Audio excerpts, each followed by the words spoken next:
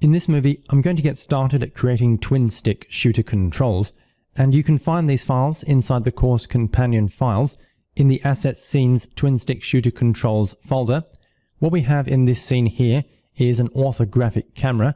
Inside the hierarchy panel, if I select the main camera object here, you can see from the object inspector that the camera has been tagged as the main camera here, and the projection type has been set to orthographic. So we have this truly top-down 2D view of the scene. We have our gun turret here, and the first thing I want to focus on is the ability for this turret to turn to face the mouse cursor in the scene. So right now, if I press the play button on the toolbar and I move my mouse around, you can see that this turret doesn't move at all, and I want to take care of that. So I'm going to come down here to the project panel, and I'm going to right-click and choose Create, and then choose C# script from the context menu, and I will name this file cursor face because it's going to make an object face the cursor. That is, it's going to align the forward vector of the object to face in the direction of the mouse cursor in the scene. So I'm going to double click on cursor face to open that script file inside MonoDevelop here, and here we have the code editor. I'm going to hold down the control key on the keyboard and scroll the middle mouse wheel just to make the text a bit larger here so we can see it better. Now, of course, the first thing we need to do is, since this script file is going to be adjusting the rotation of the object to face the cursor, we need to get access to the transform component. To do that, I'm going to create a new private variable, so private transform, and I'm going to have this transform to represent the transform for this variable, this object. And of course, we need the awake function, and inside there, we're going to get a reference to the transform component with this transform equals get component transform, like so. So I'm going to press Ctrl S to save that code. And of course, the magic is going to happen inside the update function. So the very first thing that we're going to need to do is to find the mouse position within the game viewport and convert that into a world space position, so that our object, the turret object, can face that direction. To do that, I'm going to need to create a completely new vector, which is going to represent the converted mouse position in the world.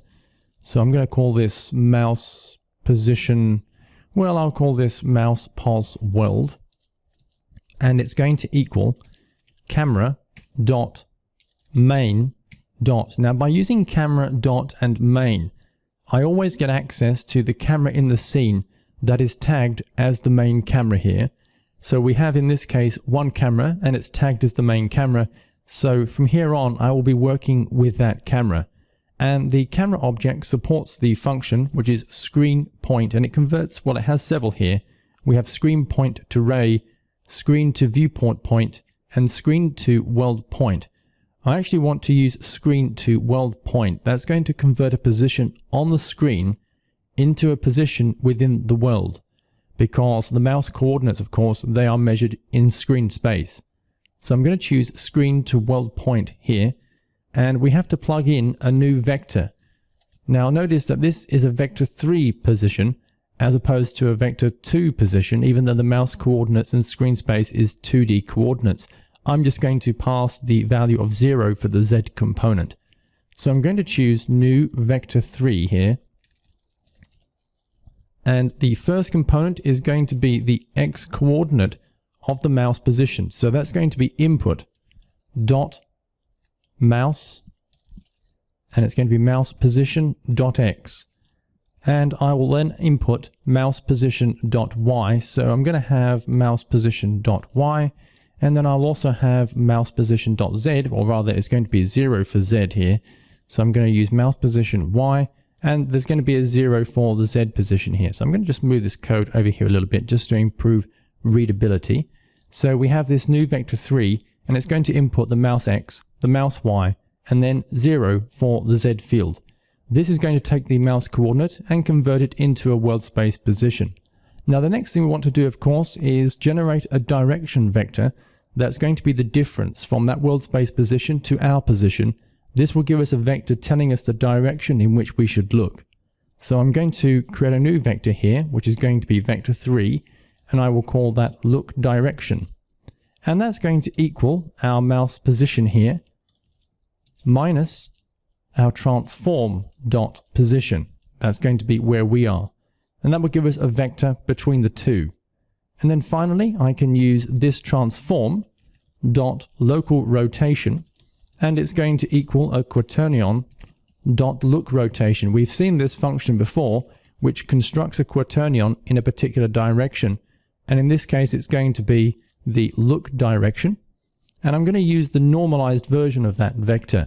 That ensures that all the distance or the length of the vector is removed so that the vector only represents direction. So I'm going to have the normalized version here. And we also need to put the up vector. And in this case, I'm going to specify vector 3 dot up here, like so. Now, the one thing that I do want to do, and the one thing that I am missing here just slightly, is the modification of this mouse world position. Here we take the position of the mouse cursor on the screen and convert it to a world space position. But of course, what about the Y component? How deep into the world do we get back on this position here? How far away from the camera is the converted position? Well, I want to make sure that the Y position is going to be modified to the position of our object, so that our object is always going to be looking in a straight line straight ahead. We're not going to be looking slightly up or slightly down. So I'm going to modify the mouse world position here. So I'm going to come down to this line and choose mouse world position, and I'm going to modify it just by simply using a new vector 3. I'm going to keep all the components the same except for the Y component. So I'm going to skip that one for the moment, and I will leave the Z component unchanged as well, but the Y component will simply equal this transform.Y, so that we're always looking straight ahead. And then I'm going to press, actually it's not going to be this transform.Y, beg your pardon, it's going to be this transform position.Y. And then I'm going to press Ctrl S on the keyboard to save that code. So here we have the completed code for this turret. I'm now going to close this and return back to Unity here, and Unity goes ahead and compiles that code. The last thing, of course, I need to do is to drag and drop the cursor face object onto the spaceship itself. So I'm going to select that, and you can see here we have the cursor face attached to this object. And then when I press play on the toolbar, we now have the object that is turning constantly to face the position of the mouse cursor here. You can see in both the scene viewport and the game tab here that as I move my mouse around, this object is constantly turning to align that normal vector, that forward vector of the object, to the mouse cursor. That's splendid. That's the first part of twin stick shooter controls created. The next part is firing ammo.